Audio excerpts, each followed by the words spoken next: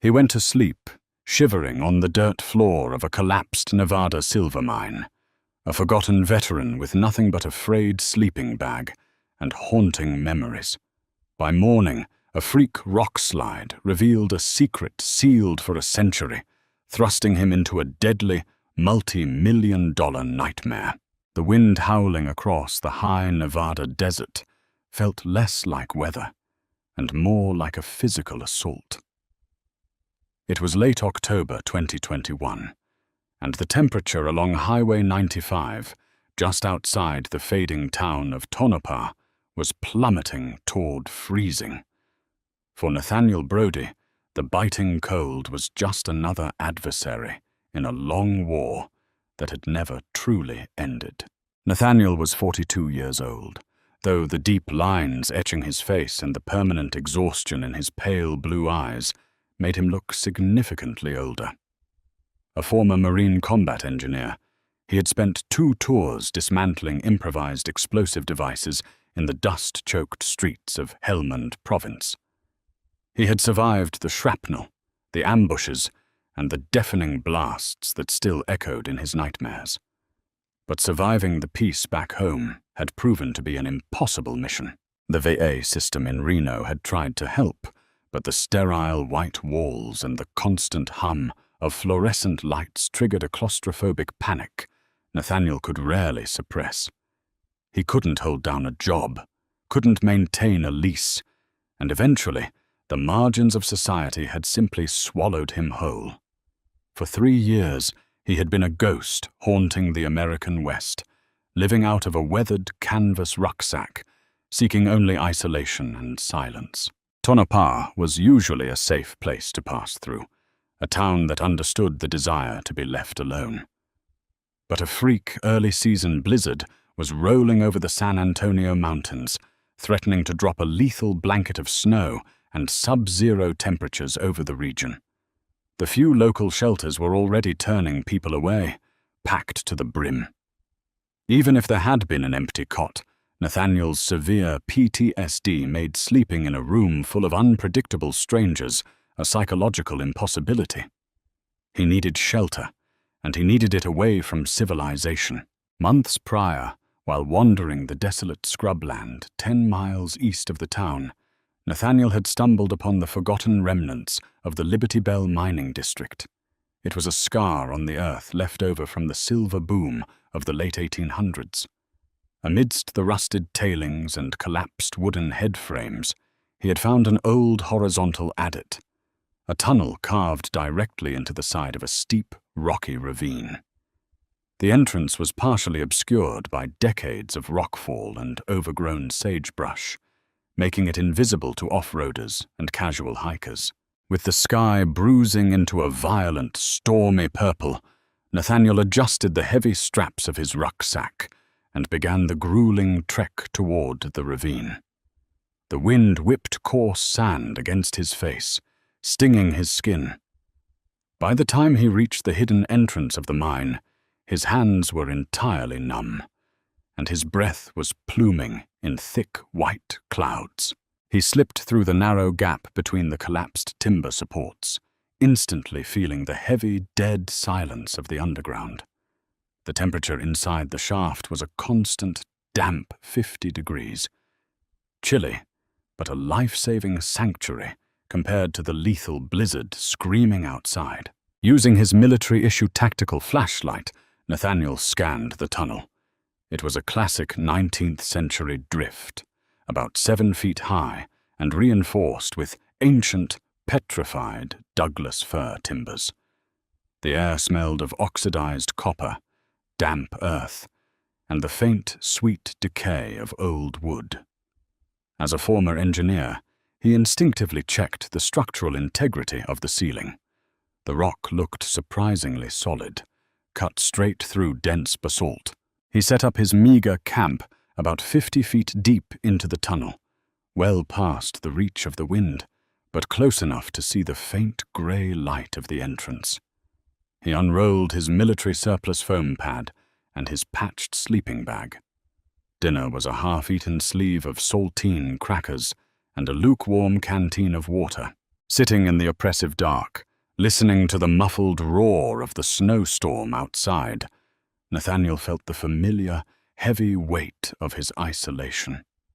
He was a man who had sacrificed his youth and his sanity for his country, only to find himself huddled in a hole in the earth like a stray animal.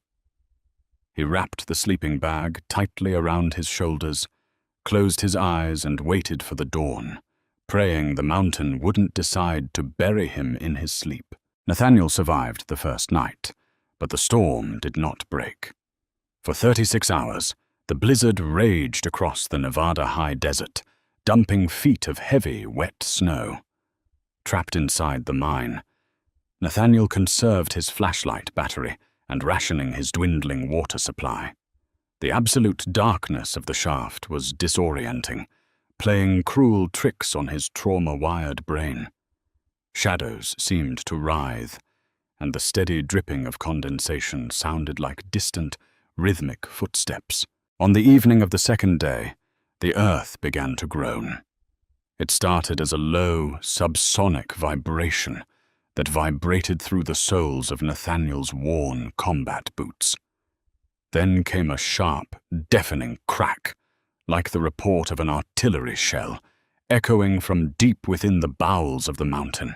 Nathaniel threw himself against the tunnel wall, his heart hammering against his ribs as years of combat training hijacked his nervous system. A cloud of thick, choking dust rolled past him, smelling intensely of sulfur and crushed stone. He waited for the ceiling to come down, for the crushing weight of the mountain to end it all. But the final collapse never came. Coughing and waving the dust away, he clicked his flashlight on. The beam cut through the particulate-heavy air. The ceiling above him was completely intact. The collapse hadn't happened overhead. It had happened deeper inside the mine.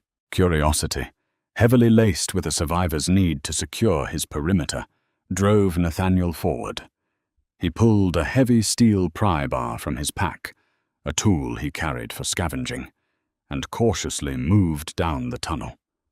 About 30 yards past his camp, the adit took a sharp left turn. When he rounded the corner, he stopped dead in his tracks. The back wall of the tunnel, which had previously looked like a solid dead end of jagged rock, had partially caved in. The heavy snowmelt from the blizzard had seeped through the porous basalt, undermining a cleverly disguised false wall built from stacked stones and plastered with mud.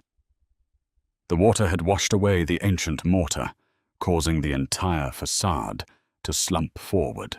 Behind the collapsed rubble, the beam of his flashlight revealed an artificial hollow, a secret secondary chamber that was never recorded on any mining map.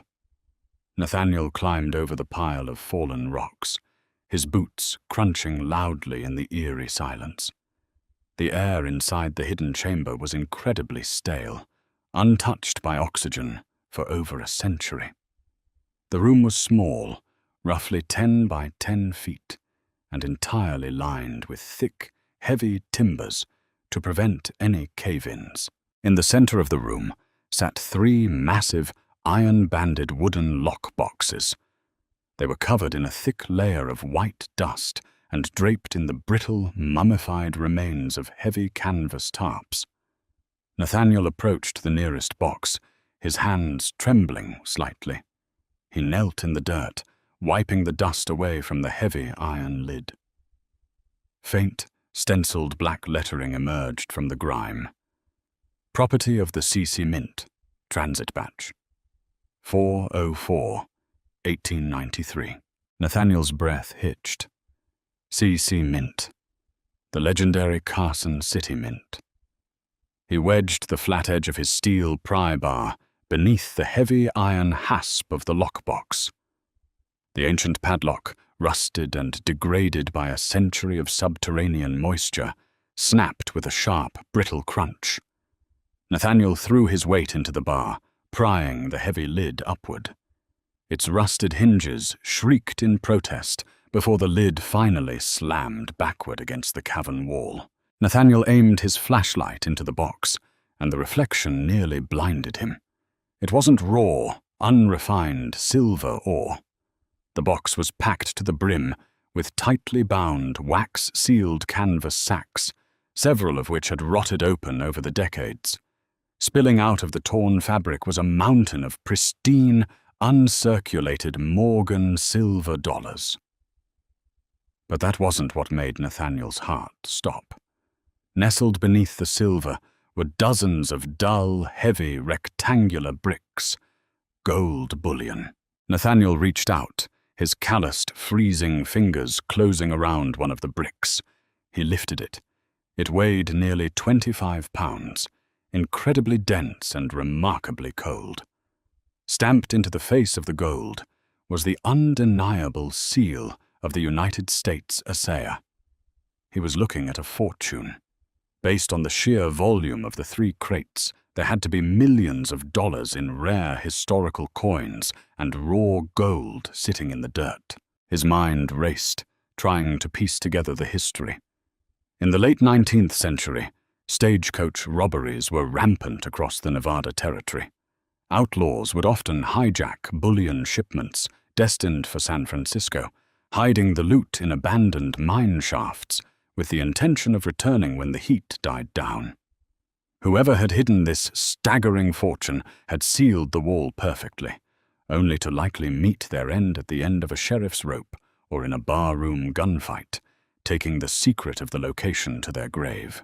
For 10 minutes, Nathaniel just sat in the dirt, holding the gold brick. The reality of the situation crashed over him in terrifying waves. He was a homeless veteran with no fixed address, no bank account, and no legal claim to the land he was trespassing on.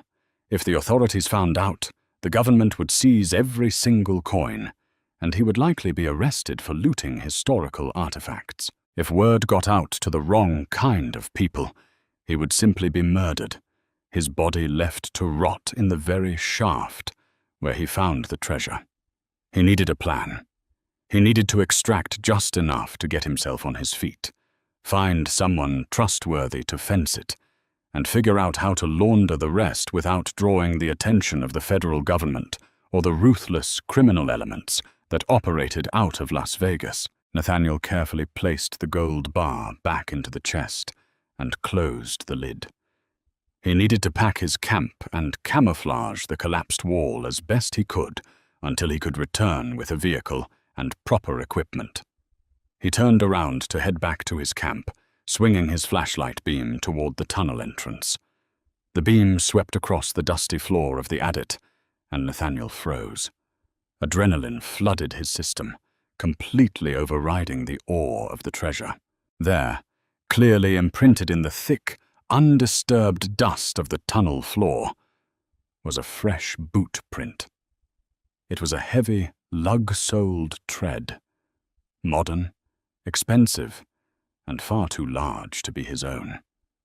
It was pointed directly toward the hidden chamber. Worse, just a few feet away from the footprint, resting on a rock outcropping, was a small, black object that hadn't been there an hour ago. Nathaniel slowly approached it, his hand instinctively dropping to the heavy tactical knife strapped to his thigh. It was a modern, high-end digital radio communicator. Its small green LED light was blinking silently in the dark. Someone else was in the mine, and they already knew what was behind the wall. Nathaniel's thumb moved with practiced, mechanical precision, instantly clicking off his tactical flashlight. The sudden absence of the beam plunged the narrow, subterranean tunnel into an abyss of absolute, suffocating darkness. His breathing slowed to a barely perceptible rhythm, an automatic physiological response drilled into him during his tours in the deadly, labyrinthine alleyways of Helmand Province. The overwhelming rush of finding the lost Carson City Mint treasure evaporated, instantly replaced by the icy, hyper-focused clarity of a combat veteran entering a hostile engagement. He was trapped in a single-entry fatal funnel, Whoever had dropped that high-end digital radio communicator was between him and the only exit. Crouching low against the freezing, damp rock wall, Nathaniel strained his ears, separating the natural sounds of the groaning mountain from the artificial noises of human intrusion. He could hear nothing but the faint dripping of condensation and the distant, muffled howling of the blizzard raging outside. Yet the blinking green LED light of the dropped radio, sitting ominously on the rock outcropping 50 feet away, served as a beacon of imminent lethal danger. His mind raced, swiftly processing the terrifying reality of his situation. This was no accidental encounter. The Liberty Bell mining district had been dead and forgotten for a century. The fact that heavily equipped individuals were braving a catastrophic high desert blizzard to enter this specific adit meant they possessed exact, historical intelligence. In the total darkness, Nathaniel drew his military-issue Ka-Bar combat knife from its thigh sheath. The heavy carbon steel blade felt like an old, trusted friend in his calloused hand. As a former combat engineer, he rapidly began to formulate a tactical assessment of his bleak environment. Environmental concealment, total absence of ambient light. This favored the defender, provided the intruders were relying on standard illumination. Acoustic vulnerability. The basalt walls created massive echoes. Any misstep on the loose, rocky tailings would broadcast his exact position like a gunshot. Structural integrity, severely compromised. The recent secondary collapse proved the centuries-old Douglas fire support timbers were under immense failing pressure from the heavy snowmelt above. Ammunition and armament. Nathaniel was completely unarmed save for a 7-inch blade and a heavy steel prybar. The intruders were undoubtedly carrying firearms.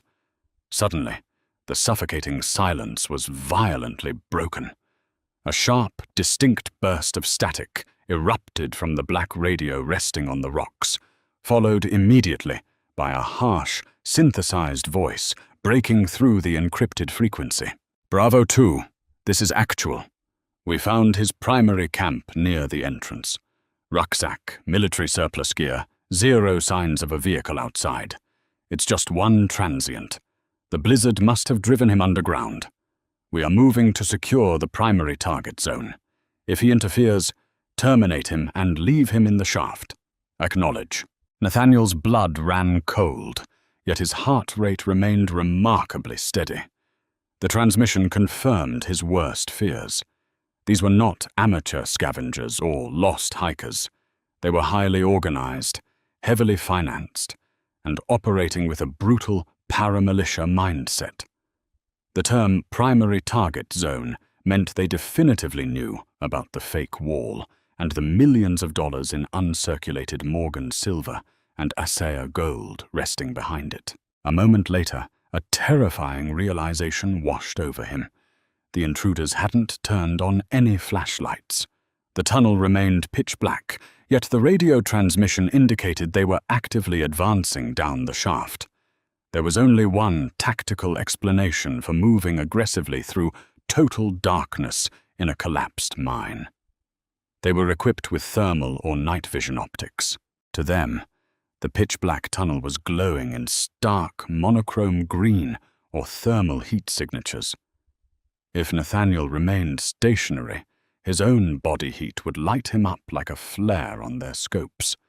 He had to move, and he had to alter the environment to neutralize their immense technological advantage. Dropping to his hands and knees, Nathaniel crawled backward toward the hidden chamber, his fingertips lightly tracing the jagged grooves of the mine wall to guide him. The air grew thicker, heavy with the ancient, undisturbed dust of the collapsed false wall. As he reached the threshold of the secret treasure room, he realized he could not simply fight his way out. He had to use the mountain itself as his primary weapon. He vividly recalled the layout of the old Douglas fir timber sets that supported the main tunnel ceiling just outside the treasure chamber. Combat engineers were trained specifically to understand load-bearing architecture, primarily to demolish it efficiently. Nathaniel knew what he had to do. It was a terrifying, suicidal gamble, an engineer's gambit. He would trigger a localized cave-in, precisely calculated to crush the intruders, bury the primary tunnel, and hopefully leave the small treasure chamber intact. It would mean entombing himself with the millions in gold, relying entirely on the fragile hope that he could dig his way out through the fresh rubble before the oxygen supply ran out. He gripped his heavy steel pry bar, positioning himself directly beside the splintered left vertical stull. He pressed his back tightly against the cold stone, regulating his breathing, preparing to bring the mountain down. Faintly, over the sound of his own heartbeat, he heard the unmistakable crunch of heavy tactical boots stepping onto loose gravel. They were closing in. The intruders advanced with agonizingly slow, deliberate precision. Through the heavy, sulfur-tinged darkness, Nathaniel could faintly smell the sharp, distinct metallic odor of modern gun oil and the synthetic scent of high-grade tactical gear. They were mere yards away, just around the final sharp bend of the adit. "Actual, this is Bravo 2, a low, gruff voice whispered from the darkness just around the corner. "I have heat signatures in the dust, fresh prints. The transient found the breach. He's inside the secondary chamber." "Understood," came the chillingly calm reply through a nearby earpiece. "Switching from thermal to active infrared illumination. Flashbang the room, clear the transient, and secure the transit boxes. We have a 3-hour window before the storm breaks and the local plows hit Highway 95. The mention of active infrared illumination sent a jolt of urgency through Nathaniel's nervous system. If they switched their night vision goggles to active IR, they would flood the tunnel with invisible light, instantly exposing his position behind the wooden support timber. His window of opportunity was rapidly closing to a matter of seconds. He didn't wait for the flashbang. Channeling every ounce of his raw, adrenaline-fueled strength, Nathaniel swung the heavy steel pry bar like a baseball bat, aiming perfectly for the rotted, splintered base of the left vertical stull. The heavy iron bar collided with the ancient Douglas fir with a deafening, catastrophic crack that echoed like thunder throughout the subterranean cavern. The structural failure was instantaneous and violently spectacular. The removal of the critical load-bearing timber caused the massive overhead crossbeam to snap completely in half under the immense weight of the mountain above. Thousands of pounds of loose basalt, shale, and heavy, wet earth instantly poured through the ceiling in a lethal, crushing waterfall of stone and dust. The violent cascade of rock completely obliterated the tunnel just 10 feet in front of Nathaniel, filling the air with a blinding, choking cloud of pulverized minerals. Over the deafening roar of the cave-in, Nathaniel heard the muffled, panicked screams of the two intruders as the edge of the rock slide caught them, followed by the terrifying, chaotic clatter of automatic weapons discharging blindly into the ceiling as they scrambled backward to avoid being crushed alive. Nathaniel threw himself backward into the secret treasure chamber, covering his head with his arms as the entrance to his small sanctuary was violently pelted with flying debris. The ground shook violently for 30 agonizing seconds, the mountain settling its massive weight into the newly created void. Then an eerie, suffocating silence returned. Nathaniel coughed violently, his lungs burning from the thick, acidic dust. He fumbled in his tactical webbing, finally clicking on his flashlight. The beam illuminated a terrifying reality. The main tunnel was entirely gone, replaced by a solid, impassable wall of jagged, compacted rock. The intruders were cut off, likely fleeing for the entrance if they had survived the collapse. But Nathaniel was now sealed inside a 10 by 10 foot tomb with 3 centuries-old lockboxes of unfathomable wealth. Panic, dark and primal, threatened to claw its way up his throat. He forced it down, relying on the cold, mechanical discipline of his marine training. Panic was a luxury for the dying. Survival required immediate, calculated action. He realized that the cave-in had altered the air pressure in the room. A faint, icy draft was brushing against the back of his neck, cutting through the stagnant, dusty air. He swung the flashlight toward the rear of the small chamber. Behind the massive wooden lockboxes, the collapse of the false wall had revealed a narrow, natural fissure in the bedrock, a secondary ventilation shaft created by a geological fault line, completely unmapped by the original 19th century miners. It was impossibly narrow, jagged, and pitched upward at a severe, punishing angle, but the frigid air blowing down from it smelled faintly of fresh pine and freezing snow. It was a secondary exit to the surface. Time was critical. He had no idea how much oxygen remained in the sealed chamber, nor did he know if the heavily armed intruders would return with digging equipment once the dust settled. He had to move, but he refused to leave empty-handed. His days of sleeping in the dirt, of freezing in the margins of a society that had forgotten his sacrifice, were permanently over. Nathaniel quickly opened his heavy canvas rucksack and dumped his meager, worthless possessions onto the dirt floor. He dropped to his knees beside the splintered lockboxes. He moved with frantic purpose, ignoring the historical awe of the moment. He bypassed the raw gold bullion bricks. They were 25 pounds each, far too heavy and dense to carry up a steep, narrow vertical climb without completely exhausting his muscles or getting wedged in the fissure. Instead, he focused entirely on the tightly bound, wax-sealed canvas sacks of Carson City Morgan silver dollars. He shoved 4 of the heavy sacks into the bottom of his rucksack, distributing the weight evenly. Each sack likely held hundreds of pristine, uncirculated coins, each potentially worth tens of thousands of dollars to the right collector. The total weight was nearly 40 pounds, a punishing burden, but manageable for a man accustomed to carrying heavy explosive ordnance across the Afghan desert. Slinging the heavy pack over his shoulders, he fastened the sternum strap tight across his chest. He approached the narrow fissure, squeezed his broad shoulders into the jagged gap, and began the agonizing claustrophobic climb toward the surface. For 2 grueling hours, Nathaniel fought his way upward through the mountain. The sharp rocks tore at his clothing and sliced his hands, his muscles screaming in burning agony under the brutal weight of the silver. But the promise of a new life, of true independence and unassailable security, fueled his desperate ascent. Finally, his bleeding hands broke through a layer of hard-packed earth and freezing snow. He hoisted himself out of the narrow fissure, collapsing onto the frozen, wind-scoured surface of the San Antonio Mountains.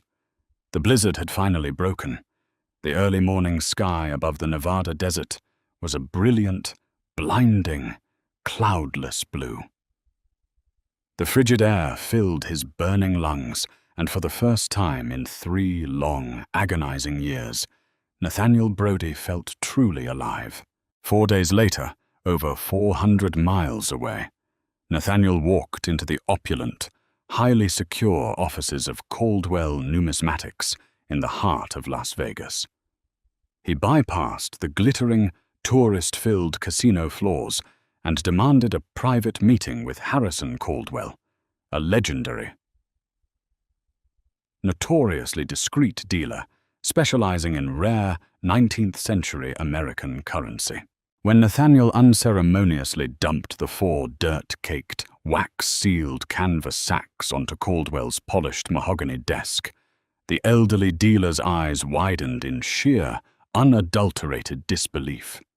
The pristine, uncirculated Carson City Morgans from the lost 1893 transit batch were a numismatic holy grail. Caldwell, bound by a lucrative non-disclosure agreement and a staggering commission fee, quietly brokered the sale of the coins through a series of anonymous, high-end private auctions over the next 6 months.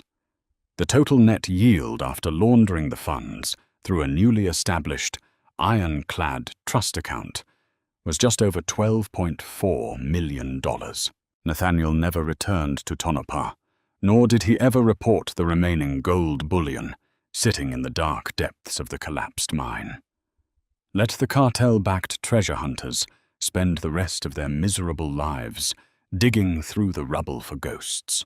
Today, Nathaniel Brody lives on a sprawling 3,000-acre private ranch nestled deep in the heavily forested mountains of western Montana. The property is heavily secured, entirely off the grid and completely sealant, save for the wind blowing through the towering pines. He established a quiet, heavily endowed philanthropic foundation that anonymously purchases massive tracts of rural land, converting them into secure, private retreats specifically designed to house and treat homeless combat veterans suffering from severe PTSD. He finally found his peace, bought and paid for by a forgotten mountain, a crumbling wall, and the heavy, undeniable weight of history. If Nathaniel's incredible journey from the cold, forgotten depths of an abandoned Nevada silver mine to finding peace and a multi-million-dollar treasure kept you on the edge of your seat, make sure to like this video. Share this breathtaking real-life story of survival, military grit, and hidden history with your friends. Don't forget to hit that subscribe button and ring the notification bell so you never miss another thrilling tale of lost fortunes and ultimate redemption. Thank you all.